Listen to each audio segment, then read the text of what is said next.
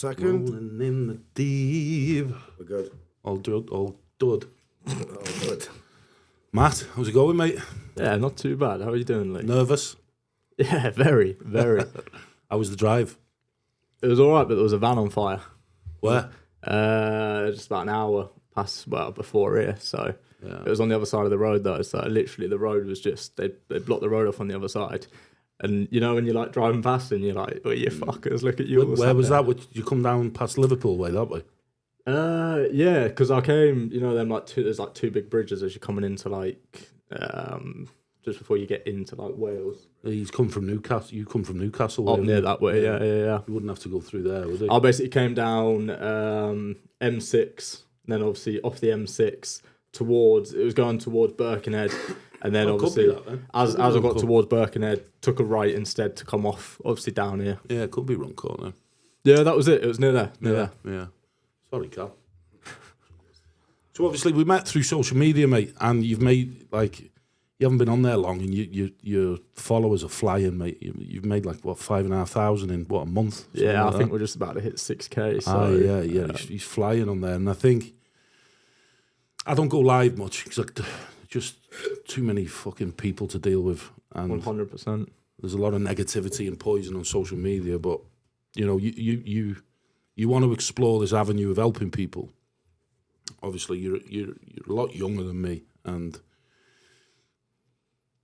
you still, obviously, you said yourself you're struggling still with addiction slightly. And when we've spoken in the past, you didn't really understand as to why or when or how that was. And we've had some brief conversations around that. But, I guess today's more for the understanding of who you are and get a bigger picture or a more colourful picture as to why you are, more importantly. So what we'll do is, mate, we'll go from the beginning. We'll go from the start. You just explain where you're from, where you grew up, and we'll figure it out as we go, mate. Right, spot on. So, born in Brecon, actually. Oh, yeah? Yeah, born in Welsh? Brecon. We have this debate quite a lot, but born in Brecon. My dad was in the army, so born into a forces family. Started moving around the world, moving around the country. And at about the age of just put that like that. That'll do. So. About the age of 11, just prior to that, my sister had gone off to boarding school, and that was obviously a decision made by my parents, but obviously offered to my sister. And the reason for that is because of the nature of my dad's job. It wasn't a case of we were living somewhere for 6 years and then moving. It was a case of we were moving every 1.5 to 2 years. It literally was getting up, new life, on you go. All the mates that you had, gone. Fresh start every single time. You had to try and integrate into a society that you didn't know. It was all fresh.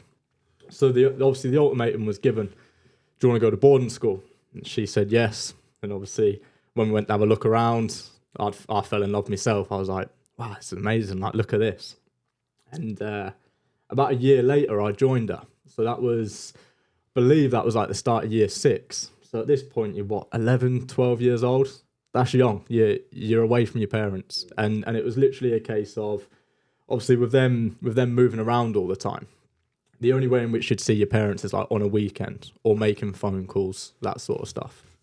And depending on location would depend on how much we actually saw them. So say we moved back to Brecon once while I was at boarding school, which meant that we were 3.5 hours away from our parents. We didn't see them every single weekend. We had grandparents that were close.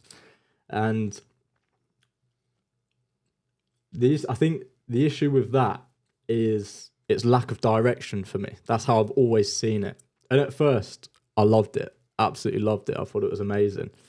And I think throughout I did. So I spent 4.5 years at boarding school. And after that, then moved out to Cyprus. So I actually finished my GCSEs out in Cyprus. So in the middle of year 10, parents basically said, you've got the ultimatum. You either stay here, finish your GCSEs, and obviously see them every 2-3 months, or you come with us. And I actually had a partner at that time, Obviously, like my first love and stuff. And she lived quite close to the school and everything, so I'd see her quite regularly. And then got myself into a long distance relationship. So at the age of 15, I was committing to a relationship that was quite tough. It was difficult, put a lot of pressure, a lot of strain. And at that point, I think that's when I stopped living, because I was so mentally attached to that. My whole life was surrounded by that. So when you say by that, what do you mean? In terms of like, why was I so connected with that?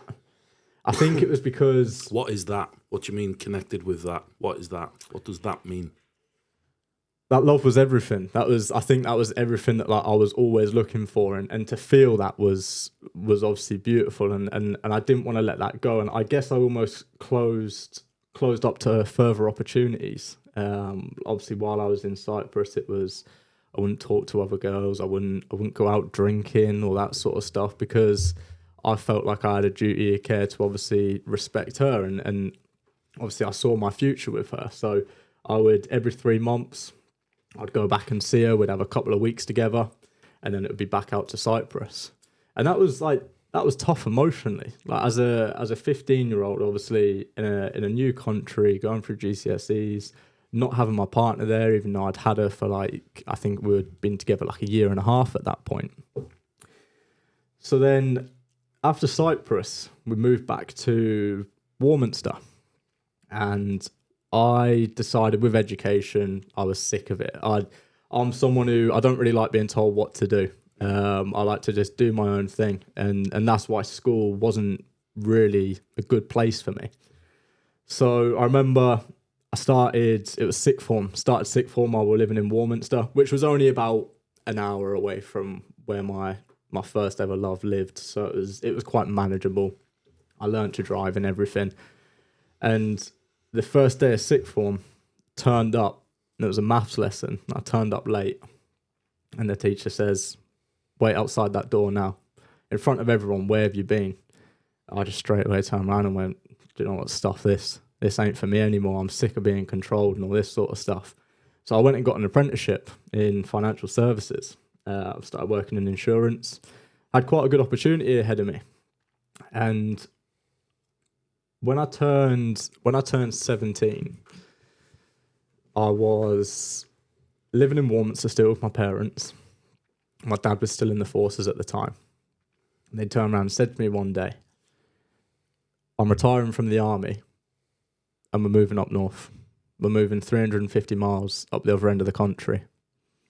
Now, you either come with us and you leave everything. You leave your job, you leave your partner that I'd been with, I think, 2.5 years at that point, and you come start fresh with us. Or we put a deposit on a rented property in Salisbury and you stay there." And this was at 17. I mean, this is quite, in my eyes, that's quite young. To be given that ultimatum, that's quite young and quite a lot of pressure. Obviously, I followed my heart and went with staying down south.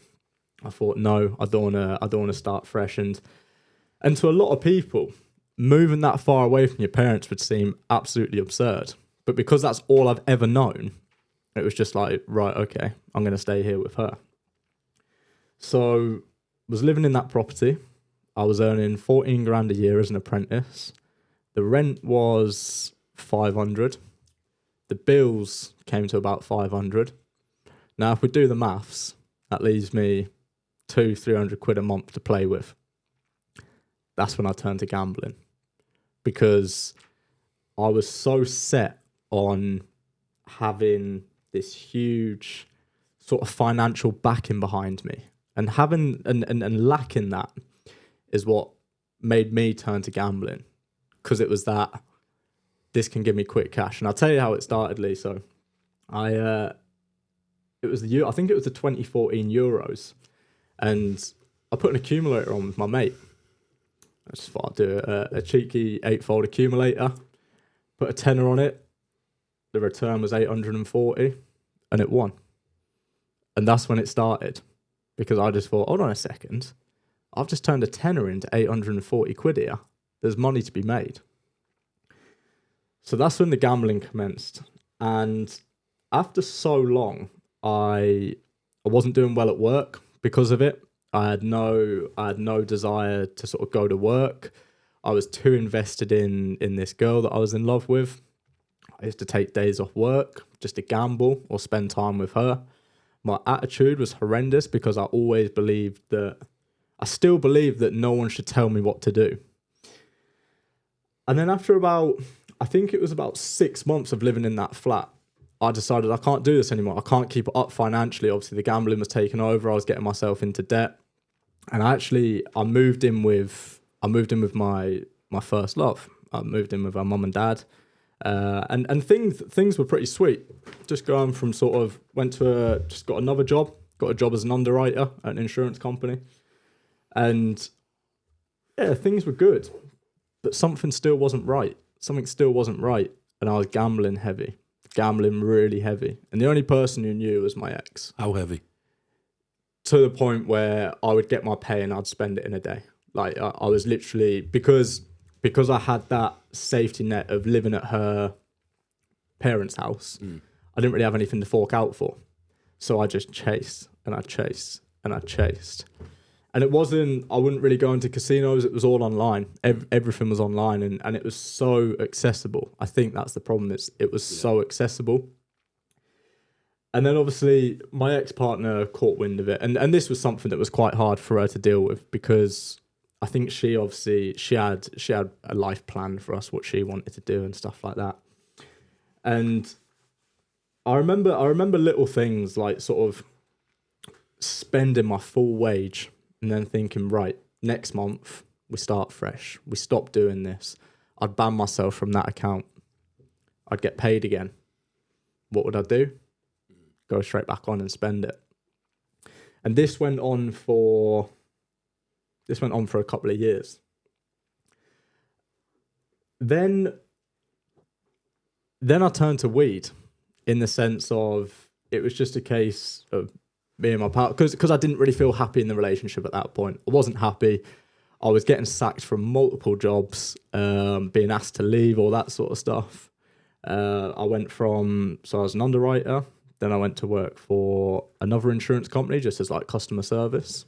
Then I went to work for another insurance company.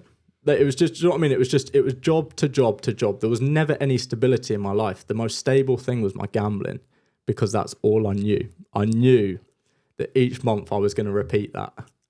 So then I turned to weed and it started with, like I say, just going out with my mate, having a little smoke, having a laugh and feeling that sense of happiness that I hadn't felt in a very, very long time. Me personally, I think, so when you talk about you didn't feel happy in the relationship, I assume you're talking about the relationship with your missus or the relationship with your work?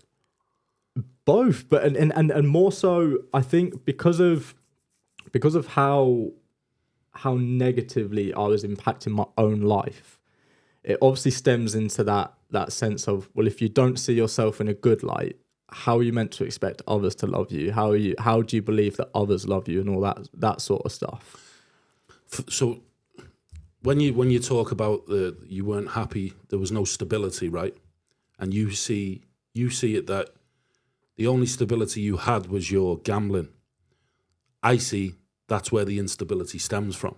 Mm-hmm. The chaos controlled by the gambling addiction then creates instability within your life. So you're looking at the output of the process and saying this is where the instability is, but the way I see it is your whole life has become unstable, but yet the root cause of the problem, which is the gambling, that's causing you the lack of money, which probably makes you sad, which means you're not happy with your job because it's not providing you with a source of income because you're just blowing it into your phone or whatever. Then that causes strain on your relationship with your missus. So it's funny that you picture that in your mind as everything else was unstable, but the gambling was stable, when realistically the gambling is the root cause of all the other problems. They're direct causes. The root cause is the gambling. And that's the scary thing. And I think when you're so when you're so like invested in what it is, like the addiction that you're doing, you don't see any of that. You start to blame everything else. It's, well, this isn't right, so this is why I'm doing it. And then obviously that whole sense of I'm gambling because I've got no money. It's thinking of it now, it's absolutely mental, isn't it? To think that you're literally sat there saying that I'm gambling because of my lack of funds. Because and at the time, I used to think that was a lot of the problem, the lack of funds. So then it was a case of, well, if I gambled and I had one big win, we're on to a winner. That's it. We've started. We can get this back on track. We've got good funds. Let's go. And that never came. That never ever came. Do you see that now? So when you said you weren't happy in the relationship, how do you picture that now? What does it look like? Do you understand that it wasn't necessarily that you weren't unhappy with your relationship and your lifestyle? It was more the addiction than the lifestyle. 100%. And the more obviously I explain my story here, the more that's going to become obvious with everything that I've done over the past. I mean, this is 10 years worth of addiction. In terms of, I mean, I started smoking weed at 15, not in the sense of like heavy, but that's when I was sort of first introduced to it. It was my first bong hit. And then obviously over the years, it was every now and then I'd have another bong hit when I was with mates. So that started, it was there in the background, and it was that sense of, that made me feel happy. Of course it does. And I understand now why it did. Yeah. So there was one day where, so my ex had always said, if she ever found out I was taking drugs, we were done. I didn't care. I did not care. Why? Because I was so unhappy. Because I thought that the root cause was the relationship. Yeah. So it was a sense of, right, well, if I get caught, it is what it is. I remember one night, me and my mate, we'd gone out to smoke a joint, and we're in the car.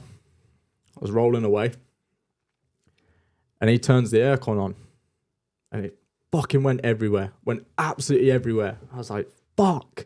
I used to take her to work in the morning in the car. Obviously, I'd get the smell out before she'd get in. But this was devastating. Like, the weed was fucking everywhere, and we know how bad it smells. So me and my mate went to BP garage, put 50p in the Hoover, and we were there at like 11:30 at night, hoovering this car out, trying everything we could just to get the smell out. And things were pretty bad at this point. I'd at work, so it was my final job down south. I'd been extremely unhappy for a little while, and they'd given me this 1 week sort of leave to go home, see my parents, get my head right. And my head was so mashed because of the gambling. The weed hadn't even kind of taken its toll at that point. This was purely down to the gambling, the way the relationship was going, the way I saw my life going. They gave me this 1 week leave. Obviously, I'd gone away. This was prior to obviously me and my mate having that issue with trying to hoover the car out and stuff. It was the night I'd got back, actually. So I'd come back from that week away thinking that would clear my head. Didn't. Went and smoked a joint. And obviously, well, we tried to, and it failed. So the next morning, get in the car. My ex gets in the car. She goes, "You've been smoking in here, haven't you?" I said, "I haven't." She said, "You fucking have. I know you have." So obviously we sat in silence whole way to work. I thought, this is it. This is literally it. Dropped her off, said bye to her. She said, "We'll discuss this later."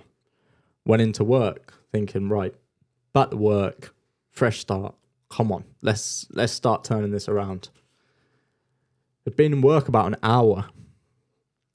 Manager comes over. "Matt, can we have a word with you downstairs?" "Yeah, no worries, not a problem." So pull me down into this room. And bearing in mind, this was about the fourth job I'd had in the space of a year or two.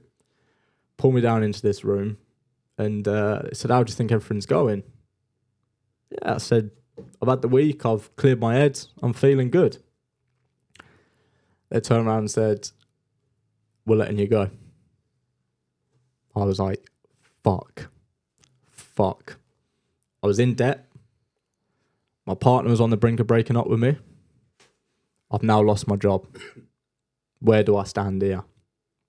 So I got on the phone to my partner at the time. I called her and I said, I've just been fired. And obviously this was like the 4th job that I'd been let go from in the space of a year and a half, 2 years. So now she's got the ultimatum. She knows I'm a gambler. I'm showing violent tendencies. I was angry. If we'd argue, I'd punch walls. I'd punch wardrobes. I'd put my fist through things. Just violence that was just never anything towards her, because I'm not that type of person. That never would. But violent tendencies. And this was all coming out because of my, I guess, the way I was seeing my life going. So she said, come see me at work. So I went to see her. She says, Matt, we're done. And that was 5 years gone like that. So in one day, I lost my job. I lost my partner. I lost the profit, like, not the profit, do you know what I mean? Like, literally lost living at hers. It was gone. It was done. And I went back to her mum and dad's house, who were in at the time. Because they didn't have a fucking clue what was going on. They just see me packing my things. What's going on? So to be honest with you guys, I've got a crippling gambling addiction. I've been smoking weed. The partner at the time had found out, obviously I won't use her name, but obviously had said, like, she's found out. She now wants me out. We're done. And got all of my stuff. Started the journey up north. Didn't have a fucking clue what to expect. Did not have a clue what to expect. That 4-hour journey, 5-hour journey, in fact, it probably even more. It was Bournemouth all the way up to near Newcastle. That journey back, I just thought, you've just lost everything. You've lost absolutely everything there. The opportunities you had, you blew them. You turned to addiction. So then I got back to my mum and dad's. Had this little bedroom in a bungalow. They were living in like a 2-bedroom bungalow at the time. And went into my room. I had a couple £100 in my account. So what do? I go and gamble, don't I? So I'm sat there. I get this £200 balance up to 1,700. I think, hey, this is all right. You're sorted for a month. And it was at that point I decided to tell my mum. So I come out the bedroom and sat down for tea. I was just like stirring my food, just wouldn't eat it. She said, what's up with you? I said, look, with everything that's going on, I need to come clean with you. I said, I've got a heavy gambling addiction, and I mean heavy. And she just burst into tears, as a mum would when she finds out that sort of stuff. Dad wasn't there at the time. I think he was just at work. And I told her exactly what I'd been spending, what I'd done. And I said to her, so I've just turned £200 into 1,700 in the bedroom there. She said, right, you go and cash that out and it's done. It's over with. Use that, start fresh. Right, no worries. Went into the bedroom. I'd already cashed it out at this point, but back then you could reverse your withdrawals. You can't do that anymore. They're taking it away. So it sat there in a sort of, it's like a 2-day hold where you could reverse that withdrawal back into your account. What did I do? Reverse the withdrawal. Put it back in the account. I blew every last penny that night. I went back out to my mum. I said, Mum, I've just lost it all. We both sat there crying. Both sat there in tears. Dad gets home from work and says, what the fuck's going on? Like, honestly, what is going on? And he's seen his brother. He saw his brother grow up with gambling addictions, like quite heavy. And we told him, and you could see there was no emotion there. There was nothing, but you could almost see the heartbreak. That's where I was sat. My dad has never gambled in his life. He has not once put a scratch card, like not got a scratch card, not put the lottery on. He has not once given a penny to anything. And that absolutely broke him. So the answer to that was, I'm having access to your accounts, which I thought was completely fair. So he was going to look, he basically had full access to my bank accounts. He could see every single transaction going in and out. Obviously, he went through everything in the past. And we started to move forward. I got a new job. I was living, I wouldn't say happy. I was living quite numb. I still missed my ex at the time because that was all really fresh. And because I'd gone from living in a flat to then moving in with my partner at the time, I had a load of stuff in storage and I needed to collect that from down south. And I remember me and my dad had hired a van. We drove down, picked the stuff up, but I needed the keys to my partner's house so that I could go collect some more stuff. So my dad drove the van to her work, and she met me outside the workplace. And he expected tears, he expected cuddles, he expected like sort of maybe a bit of intimacy. She handed me the keys and walked straight back in. And I got back in the van and he was like, "Was that it?" I said, "Yeah, like, I guess so. I guess how it is." And I guess because I'd put her through so much, I imagine for her it was the relief of getting out of that. Yeah. So grabbed all of my stuff, headed back up north. And then we moved properties with obviously mum and dad. And I was still at my work. And instead of spending time trying to figure out who I was, what I wanted out of life and my purpose, I jumped straight onto the dating apps because I was seeking that validation. I missed what I once had. And it didn't... Still miss it now. I think there's always that element of what could have been. Always. But... The only reason I ask is because when you're speaking about her, you started tapping your legs a lot. Sounds like there's a lot of frustration around when you speak about that time of your life. Like I say, I think it's always what could have been. I liked my life down there in the sense of like I liked the location I was living. I mean, don't get me wrong. Started tapping your legs again now. and it's I guess that's just one of them things where it's quite like I don't really talk about this subject a lot. So to like bring it back up Does it make you feel emotional?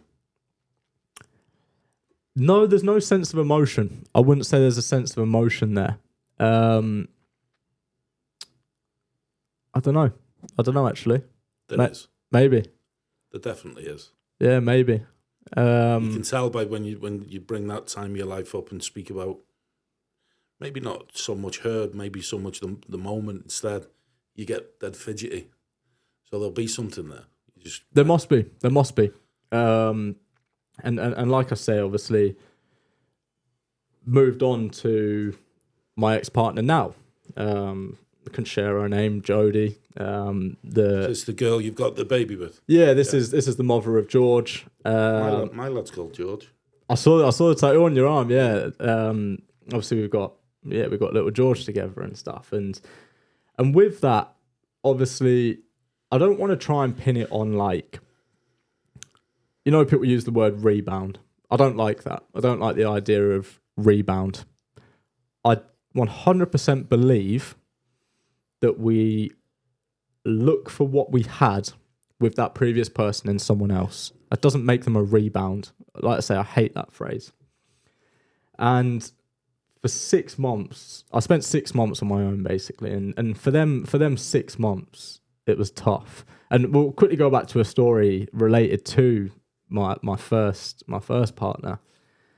I used to call her like nearly every night, and I guess it was trying to keep it there, trying to stop her from wandering.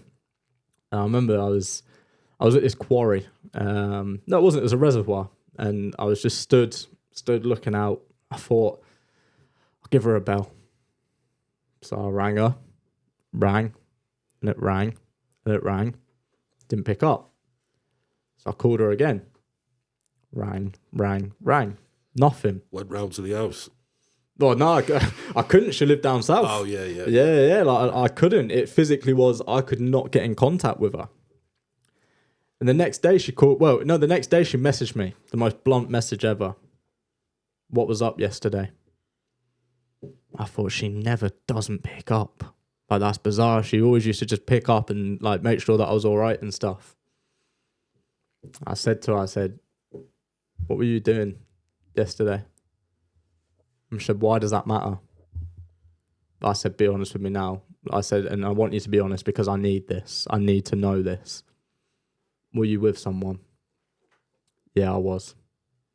And Lee, I cannot explain that feeling. Like, I know that feeling. My heart absolutely shattered. It felt like it left my body. Like, it genuinely felt like it left my body. I've never felt so empty in my... Well, I'd never felt so empty up to that point. Not even the gambling had made me feel that way. I just thought that finished it all off. And that's probably the first ever time that I thought, I don't want to live anymore. Right? It absolutely broke me. Was it that you didn't want to live anymore, or you just didn't know any other way to live? I didn't want to feel that pain anymore. Yeah. I could. We tend to. I think I asked it to Paddy, didn't I, Cal? Where we tend to say a lot. Oh, I didn't want to live anymore. It's never usually the case. It's more a case of we want to live a different life, but we just don't know how. 100%. There's a difference, right? And like I said, I did not know how to deal with that pain. Anyway, fast forward to obviously getting with Jodie. Jodie lived an hour away from where I lived, and I worked half an hour away from where I lived. So what I would do is I would leave work at 5 o'clock. I would drive to hers, which would take me an hour and a half. I'd then spend the night with her. And this happened nearly every single night for a long, long time. You can imagine the cost of fuel, the time and effort I was putting into someone else. And all that time, I wasn't working out who I was. I wasn't working out what I wanted. I guess I was just finding validation and seeking what I once had in someone else. And me and Jodie, we were good. We were really, really good. I mean, 7 years together we were, but... That's not really a rebound then, is it, 7 years? No. It wasn't a rebound whatsoever. And what sort of maybe at first was chasing validation became something real. And after about 6 months, Jodie moved in with me and my parents. Things were good. I was still... In fact, I was still bouncing from job to job. I'd lost that job. So I'd lost another job. My first job up north, they fired me. So found another job. And then, trying to think, that was it. Jodie then got pregnant.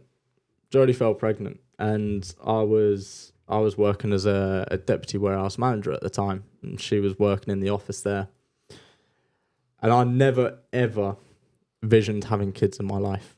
Never. It was not something I'd ever even thought of. I'd always planned to have my life a certain way, and now understanding that life doesn't always go the way you want it to. Now I understand that. Obviously, I can make sense of it, but at the time, I was absolutely like shell shocked by it. It literally turned my world upside down. However, living with parents out of one bedroom, not having the funds, it was something we didn't go ahead with. And that was a very tricky time. For any relationship, that's a very tricky time to go through. After that, we moved into our own property. And after about a year, it would have been, we're talking, when was George born? 2021, so it would have been, it would have been the start of 2021. It would have been in the March, obviously, or just after. She sits me down and she says, I'm pregnant again. And I was just like, wow.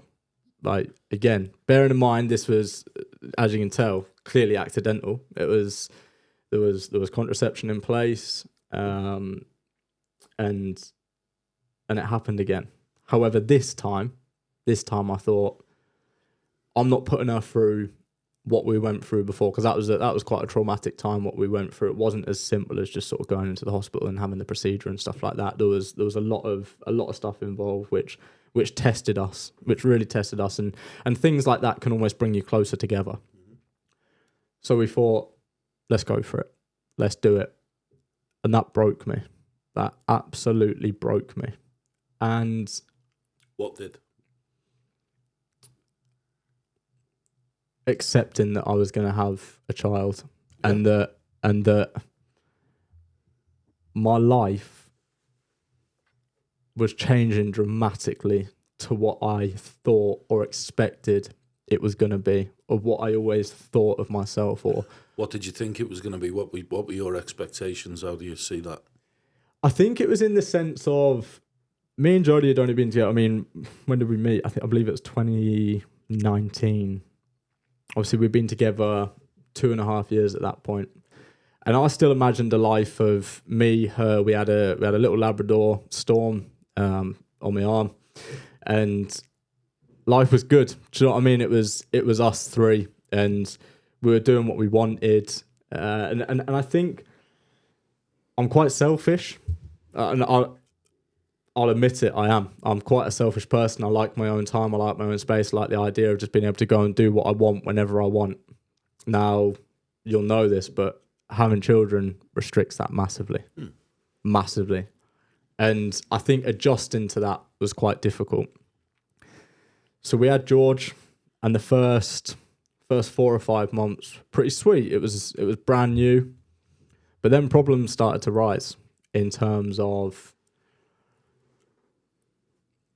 I've missed a key point out here, because my weed addiction actually crept back in prior to having George.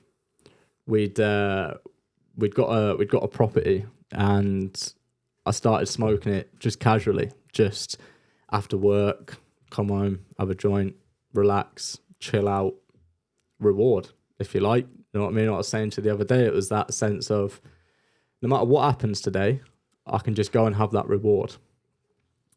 Anyway, fast forward to when George was born, and I'd always said that I was going to stop. I was going to stop smoking when George was born, and I didn't. Match that with a life that I didn't think I wanted to live. Smoking weed, working a job I hated. There was a job that the job that I was in at the time was making me really depressed. The manager that I was working with at the time was an absolute dickhead. I hope he watches this. He didn't like the idea of where I was in my job, like in my job role. He was above me, but because he'd worked there so long, he saw me as a threat, and from that, what he'd do is every single day it would be, you didn't do this, you didn't do that, and that chips away at you.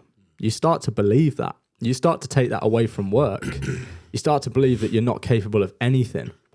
And when I used to say to him, I used to stand there and say, I'm going to tell you something. I said, I'm not going to work here for the rest of my life like you. I said, I can tell you that. He used to laugh, and he used to say, yeah, you'll still be here in 20 years' time, mate.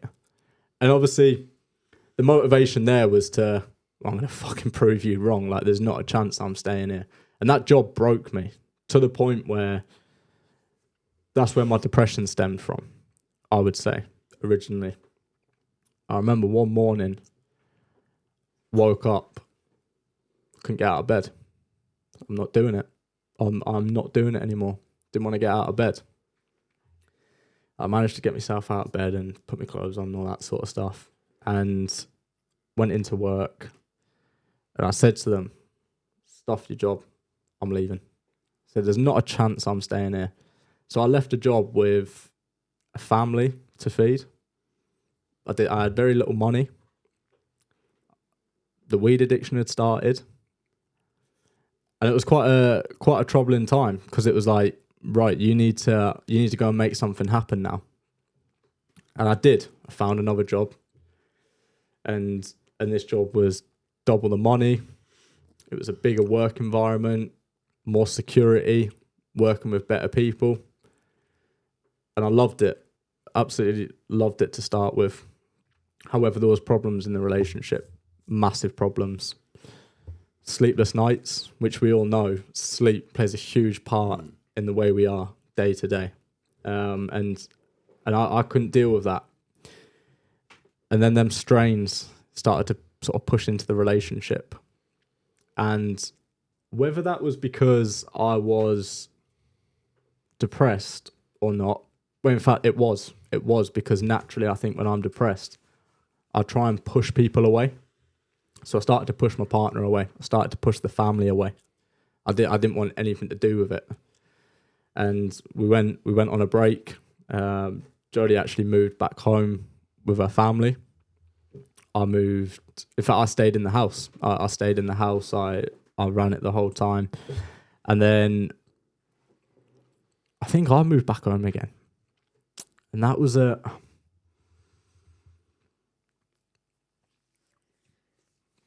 20, I'd have been about 24 at the time, I believe. And I was doing stuff that was out of character of me. And it was that seeking validation because I'd lost what me and Jodie had, or I felt like I'd lost everything. I started seeking validation in other things, and that's when the weed really creeped up. I think you've started seeking validation from a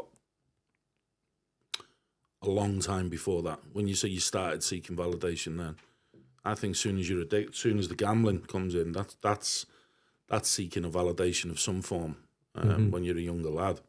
Before you've even met your first missus, probably when you started your gambling then. My question is, the first question, where does the emotion come from when you say you don't like being told what to do? I've always been quite arrogant in the fact of I believe life's too short to spend your life being told what to do by others. Mm-hmm. I've always seen it as we're not promised any amount of time on this planet, but the way I see it is if I can live my life day by day on my own terms, that's a sense of freedom for me. And I believe like my purpose at the minute, what I'm chasing is freedom in life. I don't want to be trapped by anything, because feeling trapped, whether that's in a job, in a relationship, anywhere in life, I think causes a huge amount of mental health issues. And for me, moving away from being told what to do, and it's things like at work. So being told that you can't go on holiday on certain dates, or you can't have a day off because your child's ill or something like that. I don't like that. I don't like the idea of that, and that's why that's why I'm sort of on this journey to being able to do whatever I want, sort of thing. Where does the emotion behind it stem from, though? Where does that fuck you type of emotion stem from? Because when you say you think you've always naturally been arrogant, you wouldn't have always been naturally. You would have started somewhere. So we don't naturally be like. There'll be something. And was it maybe boarding school? The fact that you were put in a position where you had to be told what you were doing. You had no other option really, because you couldn't really go anywhere else.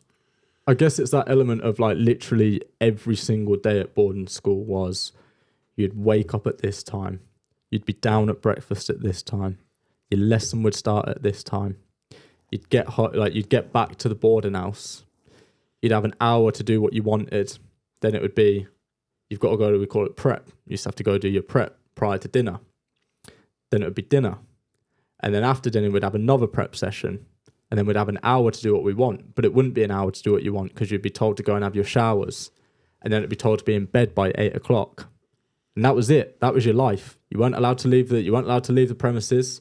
You weren't allowed to go out for runs or anything like that. It was literally a case of they were your set times every single day. Sounds like prison more than school.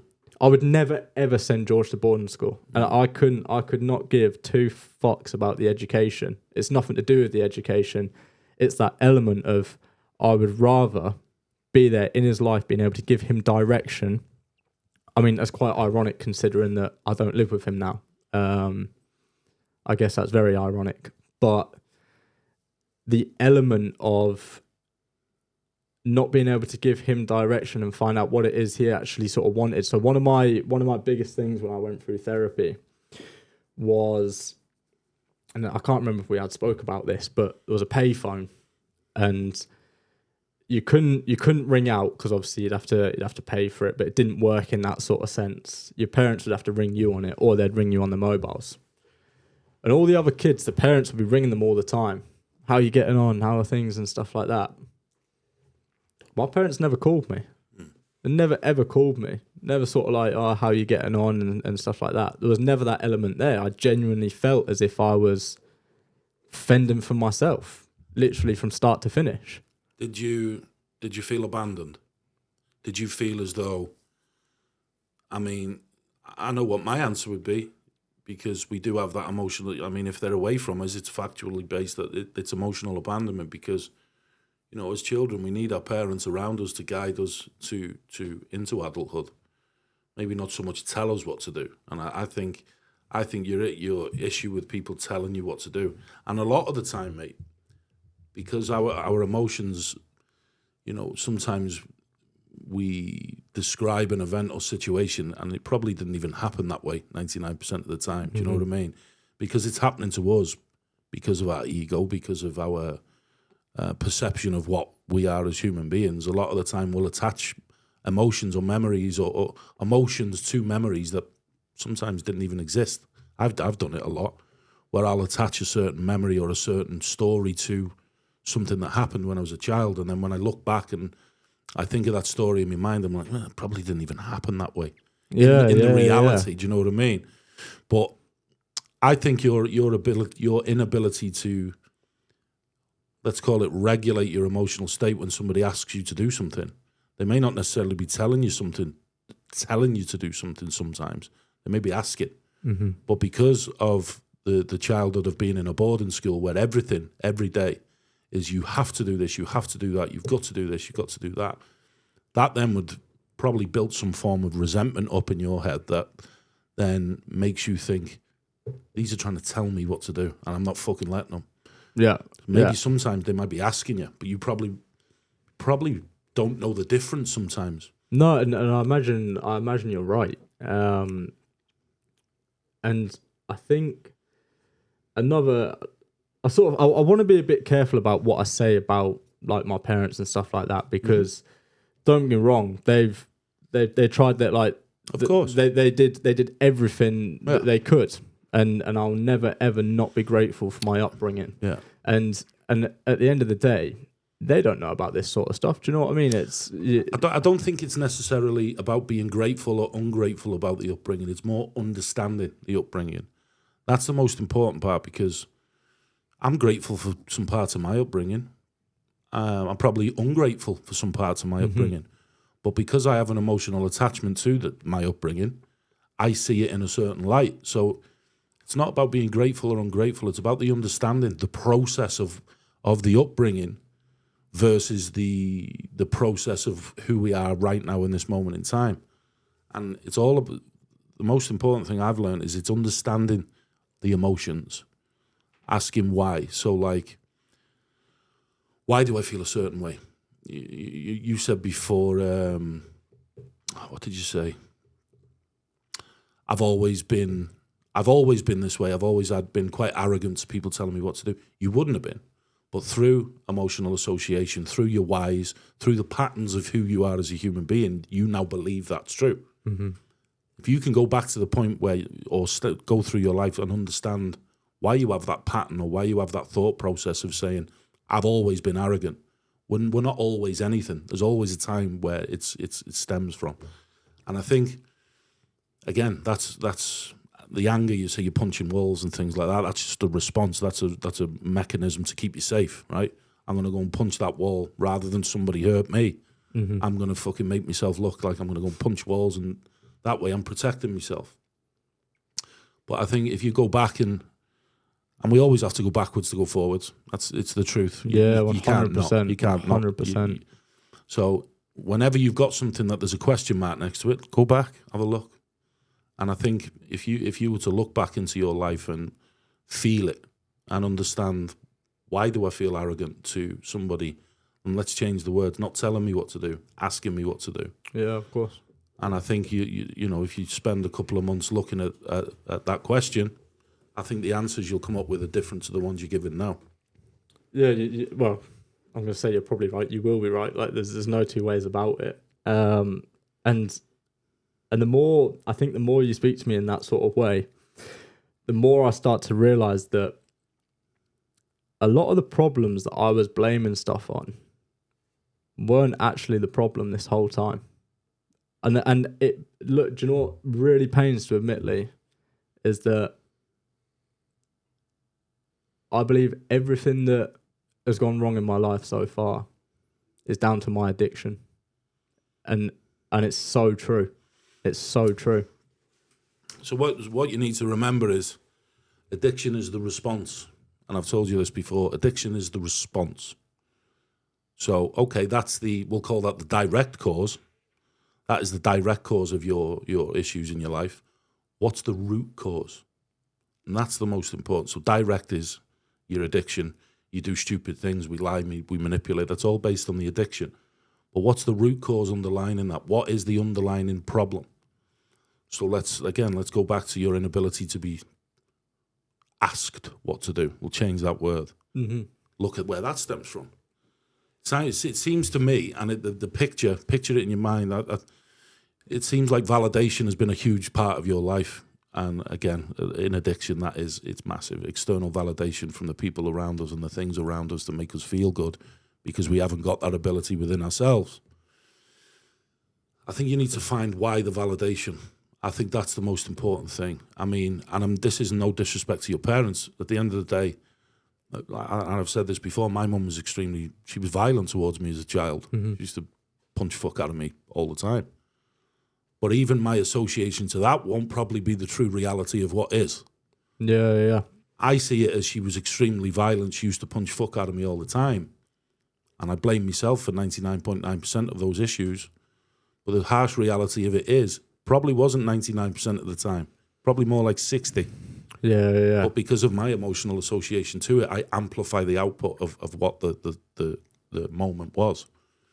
And I think, you know, we've all got to do a bit of soul searching in our lives. And like going back to your parents, this isn't a dig at them because, you know, as parents, we don't automatically want to do the wrong thing for our child. Do you know what I mean? No, of course. I haven't been the best father. I've been in addiction actively around my children. It's embarrassing to say, but I did. Yeah, but I'm the exact same, and I'll admit that because obviously everything that I do online is about being open, honest, and talking, and I'm not afraid to admit these things. I think the validation comes, and I'll be brutally honest. I think the validation comes from the fact that you were in a boarding school, the fact that you speak about the inability to communicate with your parents at times gives that sense of abandonment. Yeah, and being like told you have to move and stuff like that. It must be like traumatic when you're young, leaving friend groups and stuff against your will. You know, it's crazy. Yeah, I was trying to listen to you then through headphones, and everybody got your fucking headphones on. No, but like Cal's just said there, the fact that you to move around a lot, that fear then of connection, and that's a very good point, Cal. You almost start to build a life, then you're told you've got to move, and we all know that the lifestyle. I've got a lot of family who are Royal Welsh. Yeah. And the fact that you're having to move to different parts of the country or even different countries, then you've got to build a life. But then it almost comes to a point where you'll enclose your emotional state because you don't want to have the connection with somebody because subconsciously you think, well, I'm probably going to have to move in 2 or 3 years anyway. Yeah. So what's the fucking point? Yeah, 100%. But then if you flip that as an adult, you could then go, I'm not going to allow anybody to connect with me at all, even if that's somebody asking me what to do, not telling me what to do. And a huge element of boarding school was obviously you'd come home on the weekend. And if you think about it, and a lot of the people around me where I work now, a lot of the people that I know, they've got huge friendship groups in the sense of these are the people they went to school with. These are the people they grew up with from nursery into primary school, into secondary school, into work. They're friends that they've had for life. I don't have that. I do not have, like, I have 2 good friends, which I would say one of them's been in my life about 10 years now, just from my first ever job. And then the other lad about 7 years or so. And then when I'm trying to move to these different areas, especially as I got older and especially when I moved up north, I was trying to fit into groups who weren't interested because they'd already established their friendship groups. They'd already had the people that they can rely on and stuff like that, the people they could open up to, the people they could talk to. And not having that has always played a huge part in my life. And I think what it stemmed into is I've never had that escape. Like it's never been like, right, lads weekend away, or we're going to do this, or we're going to do that. So my life has only ever just been me on my own and my own problems. And one thing that sticks with me and always has done with my parents is they've always compared me to other children. Always. And comparison is the thief of all joy, isn't it? Like literally, and even the conversation that I was having last night, it was, why couldn't you be like them? Look how they turned out. They had the same opportunity as you. Why can't you just, like, oh, he's got a good job, he's got a partner. And my question is, why does that make them a good person? And why does it make them any different to me? And that is one thing. I remember once we're eating dinner at a table. It was me and my mum and dad.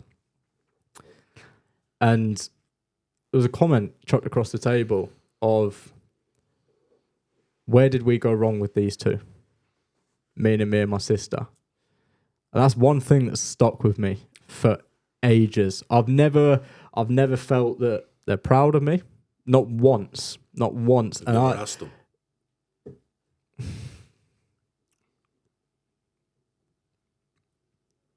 No. Ask them.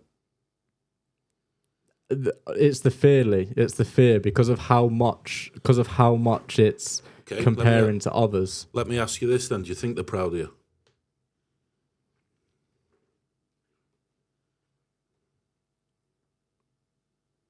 No.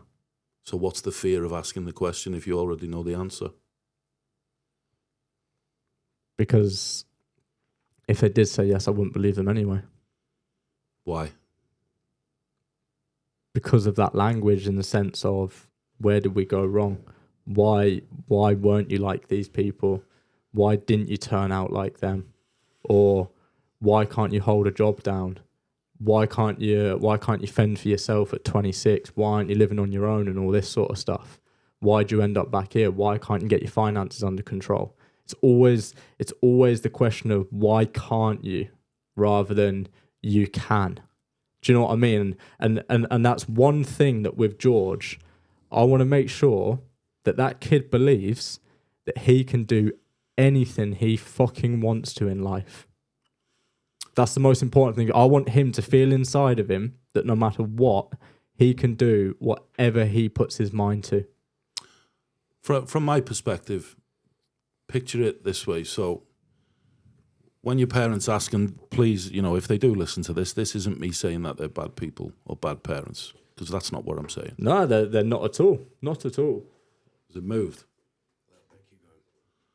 So what I'd say is, when we ask these questions, why haven't you turned out this way? Why haven't we done this? Why hasn't he done that? You've got to ask. Let's answer that question together as father and son, or mother and father and son. Let's answer it. Why? I can't have them conversations with my parents. I think it's an important one to have because, I've lacked accountability at times. Sorry, wrong way. I've took full accountability sometimes with my son, who's 17 now, and he's going through some difficult times. And as a father, I've shied away from responsibility at times. When I've seen him struggling, I've almost blamed myself for it. Therefore, I've shied away from the responsibility of helping him get out of this difficult time. And the honest truth of it is, as parents, we're never perfect parents. No. Never. You say there you will make sure that your son never thinks that way. Life's not that simple. Life will get in the way, and it will cloud your judgment, and it will make you question your decision making based around your child every fucking day. That's what life does. The famous saying by Rocky: life will kick you to the ground, and if you allow it to, it'll let you sleep. It will make you stay there.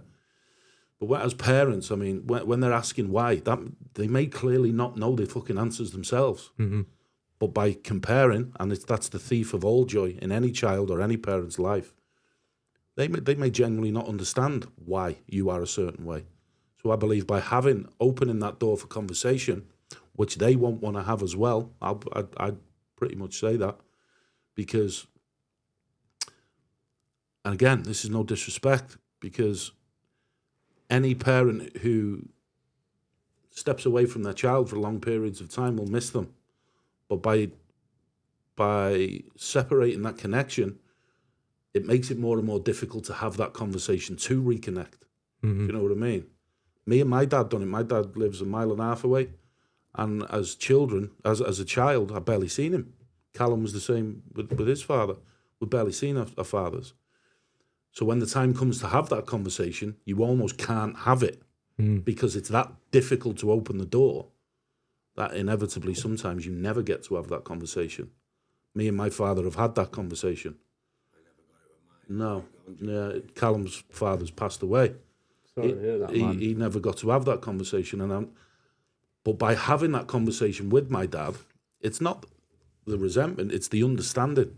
My dad's actually said to me, look, I love you to bits in my own weird way.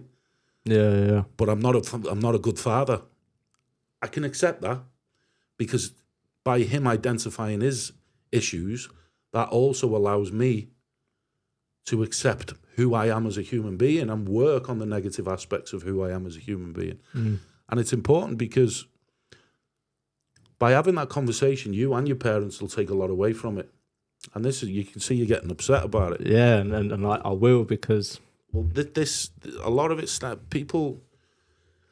I'm still yet to see a person who's got issues in an adult life that it doesn't stem from being a fucking child. I haven't met them yet. And I think, do it with love, you and your parents. Sit down and say, look, I want to have a conversation, and I want you to sit there and I want you to listen to me. And this isn't throwing dirt or throwing smoke at your parents. Because at the end of the day, as parents, we love our children. It's just how we express those emotions and express that love to our children that gives definition to who our children are growing up. I think I'm getting upset because I feel a sense of guilt for not blaming them, but sort of asking for accountability at times. And this whole TikTok venture, my dad actually stood there the other day and he said, I don't think you realise there's no one that wants you to make it work more than I do. Absolutely. And I completely believe that. But like I said, your mother and father will love you more than anybody on the planet. Mm-hmm. It's the expression of how we do it as parents that gives meaning to the emotion to the child. I get the sense sometimes with my son, I say to me, Mrs., I don't feel like he loves me. I feel like he hates me. He's 17. So I ask him, I said, do you hate me? And he's like, no. But I know there's an issue. Me and his mum separated. I was married for 16 years. Mm-hmm. Me and his mum separated. It's that sense of abandonment. He doesn't live with his mum and his dad anymore. He lives with me now. He lives with me full time. So he'll also have the sense of abandonment from his mother. His mum's moved away. She lives in Liverpool. But it's a difficult moment for a child to go through. And you've almost found clarity or sense of being in abandonment, as a child, being away from your parents, which is, again, it's a really, really important time for a child. And again, I'm not blowing smoke, I'm not throwing dirt at your mum and dad. Your mum and dad will love you more than anybody on the planet. But we need to understand as parents and as children, because I've been on both ends. I've been the child who feels alone and scared, but I've also been the parent who struggled to parent the right way. I've done both. We need to find the happy medium and understand that having conversations, meaningful, emotional conversations with our children, with our parents, as early as possible, because the longer we leave it, the more difficult those conversations are. I'll get your words out. The more difficult those conversations become. Yeah, no, and I agree. And so, going back to obviously a lot of what my page is now is about mental health, speaking, talking, getting it out there. And I guess it's, so for me, if we're going to talk about the sense of, let's move away from what I believe caused the depression, because it doesn't matter what caused it. It does not matter what caused it at the moment. It's more of a sense of, I've been to that point where I used to sit by the railway line because I found peace in the fact that if everything got too much in my head, which sometimes it did, I found peace in knowing that I could end it all right there. Mine was the river. And I've told my parents about this. And you can imagine as a parent hearing that from your son, like how difficult that must be. Absolutely. And I tried everything, Lee. I tried antidepressants. I tried therapy. I tried counselling. I had numerous GP sessions. I spoke to managers at work. I tried speaking to everyone. And nothing ever stuck with me. Nothing ever stuck. I kept finding myself back in that same rut. Now, looking back at it, addiction was the root cause. Direct. The direct cause. So everything that I speak about in terms of losing jobs, poor financial situation, wanting to see myself in a certain way, wanting to create freedom, wanting to do life on my terms, that all stemmed from abusing the brain for that long through addictions. And I truly wonder now what my life would be like had I not gone through those addictions. The brain is abused to begin with. That's what you need to remember. The addiction is the response of the underdeveloped brain. The brain doesn't know how to rectify or regulate emotional patterns, emotional process properly. Therefore, addiction creeps in. Mm-hmm. Addiction, like you said before, makes you feel good. If we were developed properly as children and teenagers and young adults, we wouldn't need the exogenous substances that we use to make ourselves feel good. We could do that ourselves. A person, my girlfriend, she won't mind me saying, so I won't go into detail, had a lot of trauma as a child. Some of it not nice. Mm-hmm. She went through the right avenues as a younger girl. She went to seek therapy as a teenager, went off the rails for a few years. But she's a very emotional human. She sits with her emotions. She understands them. She'll overthink. And I put her through fucking hell last year. But she is extremely rational. She understands emotions brilliantly. She speaks and communicates when she needs to fantastically. Never touched a drug in her life.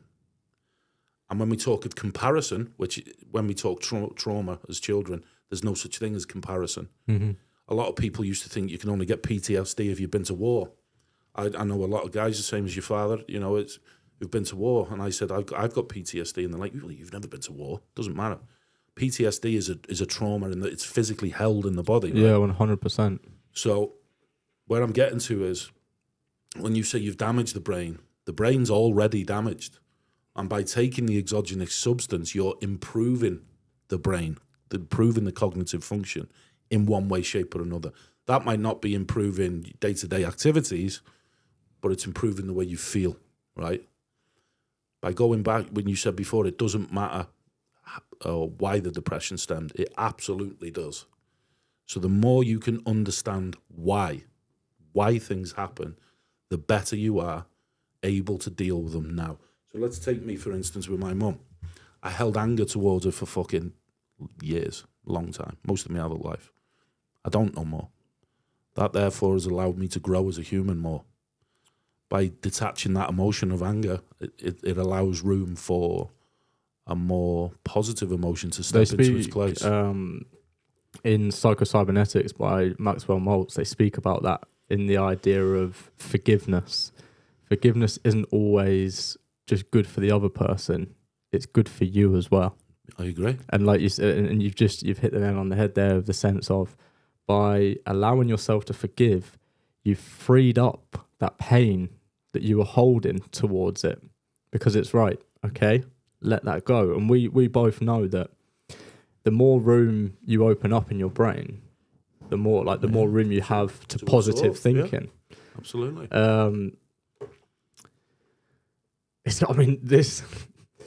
I suppose this almost feels like therapy for me. I must admit, like it's because I'm the fucking man. That's why.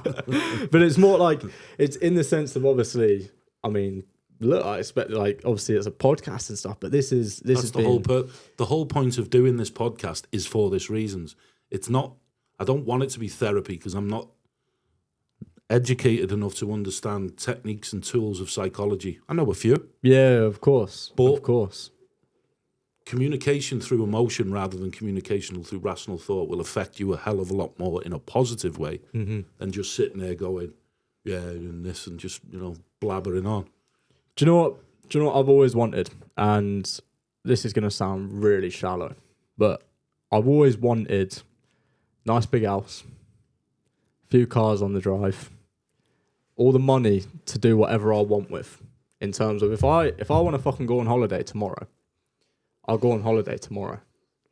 If I wanna go traveling, I'll go traveling. No one stops me. And what does a nice big house bring you that a 3-bedroom house can't? Do you know what it is? I think it's external validation. I'm trying to prove to my parents that external validation. I'm trying to prove to my parents that I am better than all these kids that they keep sort of asking, why didn't you turn out like this? Like they had the same opportunities as you. Okay. There's a part inside me that thinks, I'm going to show you I'm fucking better than them. So let's say you get the nice big house. In your mind, now picture it in your mind, you've got the nice big house. I picture it all the time. I know exactly what it looks like. So you've got 2 nice cars, 2 Ferraris, Bentleys or whatever. So you've got the house now, you've got the money. No. Yeah, you've got the money. In 12 months' time, how do you feel? In 5 years' time, how do you feel? You'll be back to the same fucking process of where you are now. Because the house means nothing. You can have a Ferrari, but in 10 years' time, it's a Fiesta.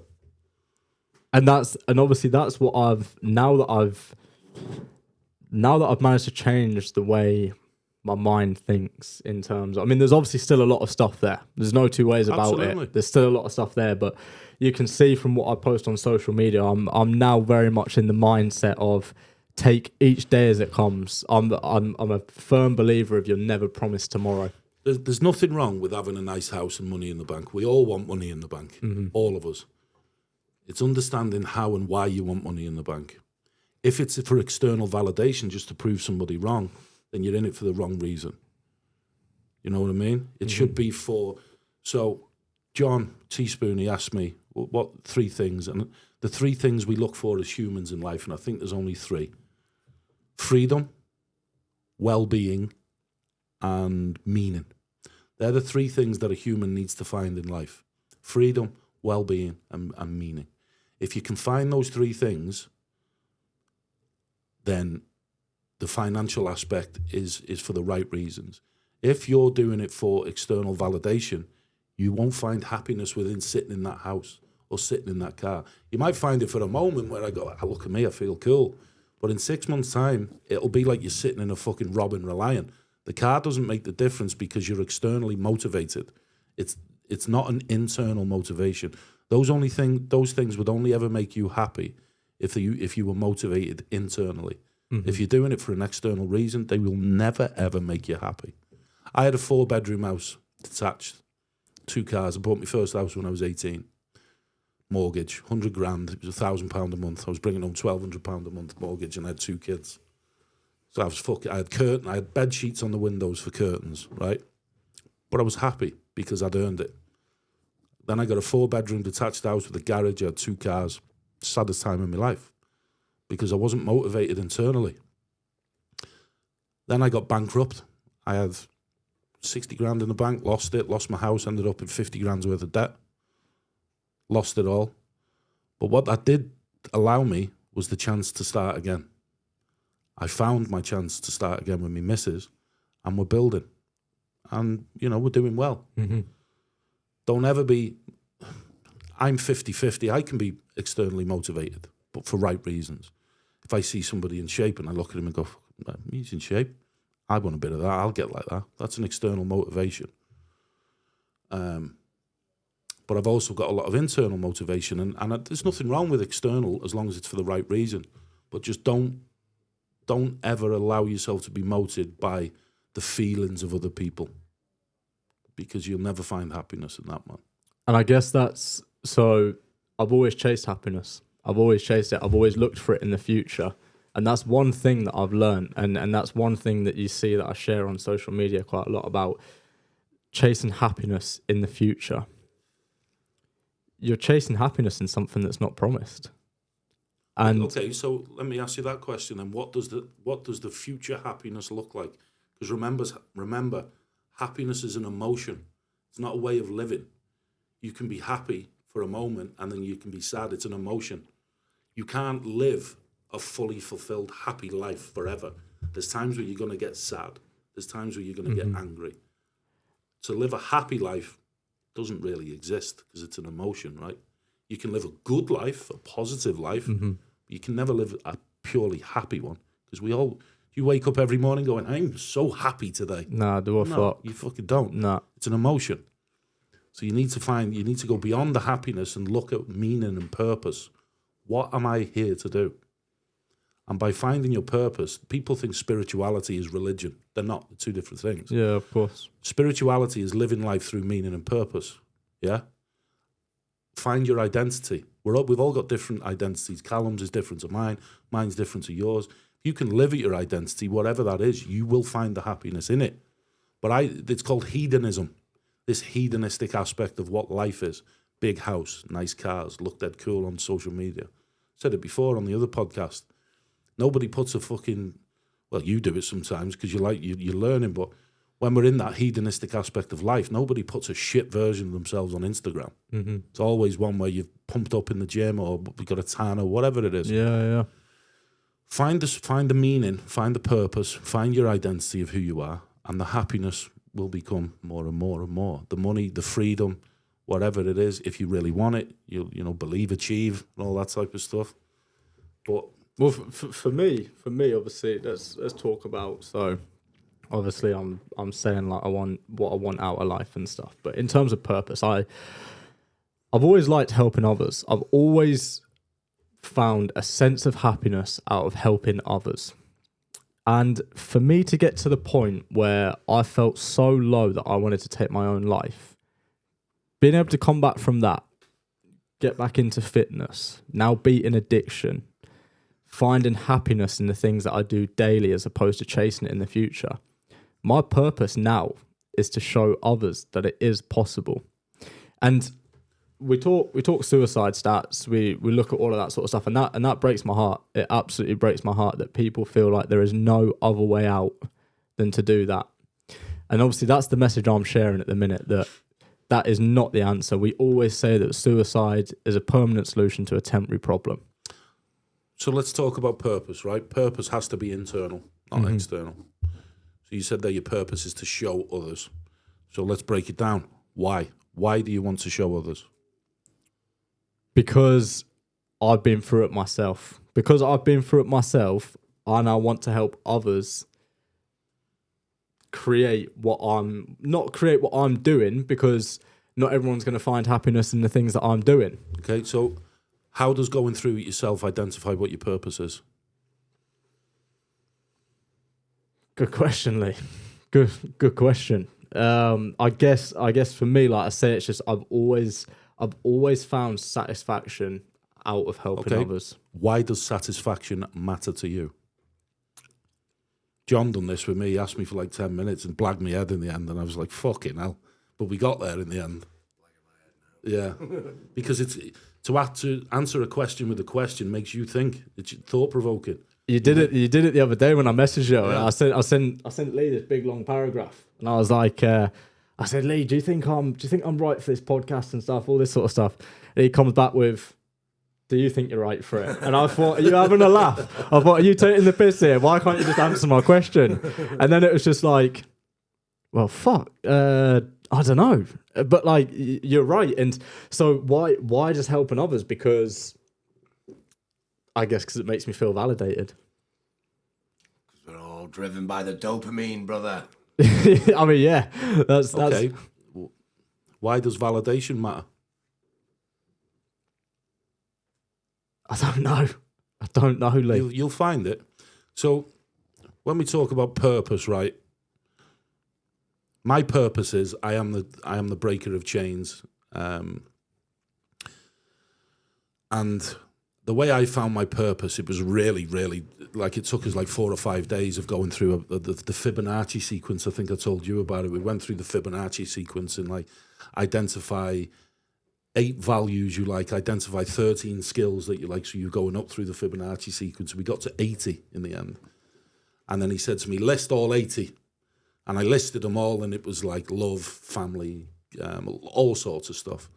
And then he said, right, write your purpose statement. And we can do it if you want. I'll do it with you. I'll send you it on WhatsApp. Yeah. And I promise you, Cal, it was the weirdest feeling I've ever had. And I was looking on this piece of paper, and I'd wrote all 80 across the top. And it felt like I was sat on the top of a roller coaster. And I was just looking at this piece of paper and all these mad words and like scribbled on it. And this, boom, boom, all these emotions coming. And then I just went and wrote it like unconsciously. And then I wrote it. And I think I've got it on my phone. I'll show it to you after this. And I sent it to him, and he was like, fucking boom. That's your purpose.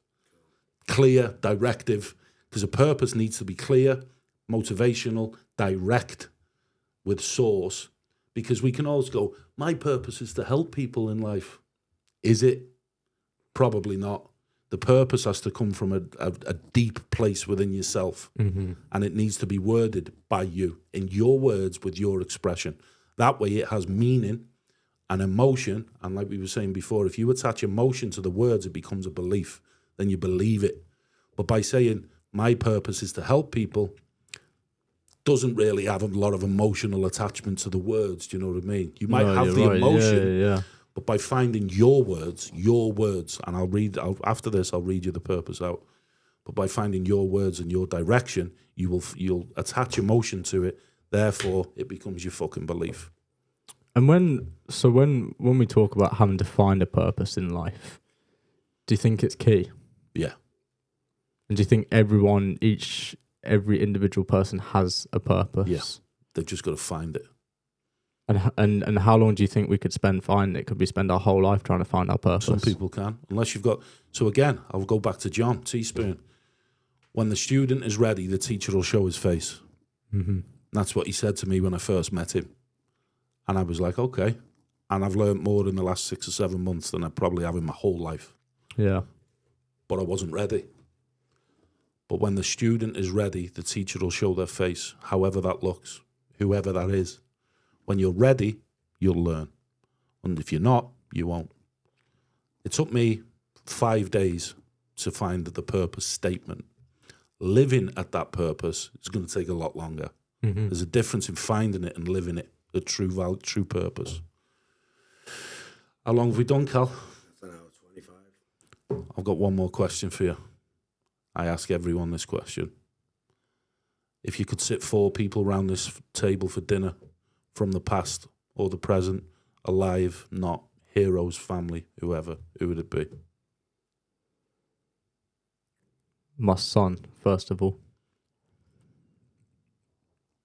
My mum, my dad. That's interesting. Yeah, because as much as I try and sort of not put stuff on them, but question stuff from my childhood, they've always backed you. They're always there. Yeah. And that's what you do as mum parents, right? They always have been there, and they always will be. Like, I'm going through quite a tough time at work at the minute. I could lose my job quite soon. And my dad sat me down the other day, like I was in absolute tears. I was a wreck. and he just said, "You do not have to worry about anything in life. I will always be here for you." Yeah, well, that in itself is one of the most powerful things a parent can say to a fucking child. So for as much as I talk about them in the sense of, I think there's stuff that stems from my childhood that it's not that they have to take accountability for. It's just a case of, like, my dad made a really good point last night. He said something like, I tried my very best to of what they had. He tried his best throughout everything to try and make sure that we were right and we were set up in life and stuff like that. And I'll never take that away from them, ever. And you know what? I absolutely agree with that. I really wholeheartedly agree that your mum and dad would have done their very best to parent you as a child. We only know what we know. And by knowing what we know, we can only do what we do. Yeah, that's pretty much the words he used, actually. Yeah, it was very similar. My mum, like I say, she done things to me as a kid that I fucking hated her for it.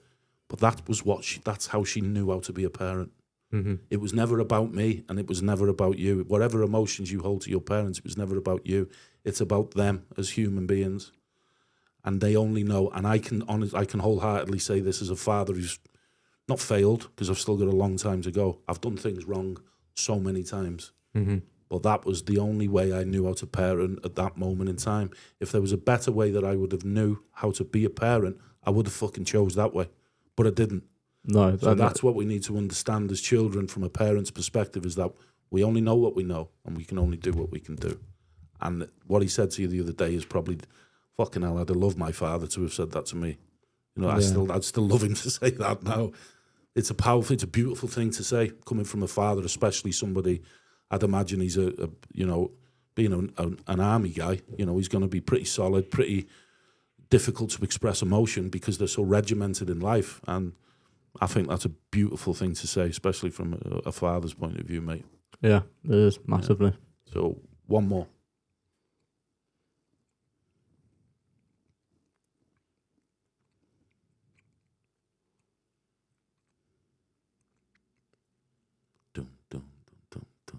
Can't think. I genuinely can't Pick one. think. First person pops into your head. That is it. Gabe and Matty. Yeah, him. Honestly, I can sit and watch his stuff. I'd love to listen to him. What a wise man he is. He's a man, like. But yeah, so I mean, do you know what? I think what gets me quite sad about that question there is I'm trying to think of people with significant value in my life, and obviously I chose my mum, my dad, and my son. And trying to think of more people than that, it gets you quite upset because it's like... Trust me, mate, me and Callum will tell you this, as you get older, there's less and less people in your life anyway, isn't there? You can have 30 friends as a kid. By the time you get to 35, 40, you've got 5, 3, 2. I see 2 or 3 of my friends. It's... We get wiser as we get older. Yeah. Well, some of us do. Yeah. That's it, brother. Well done. Sweet. Spot on. That was great, man. I didn't waffle.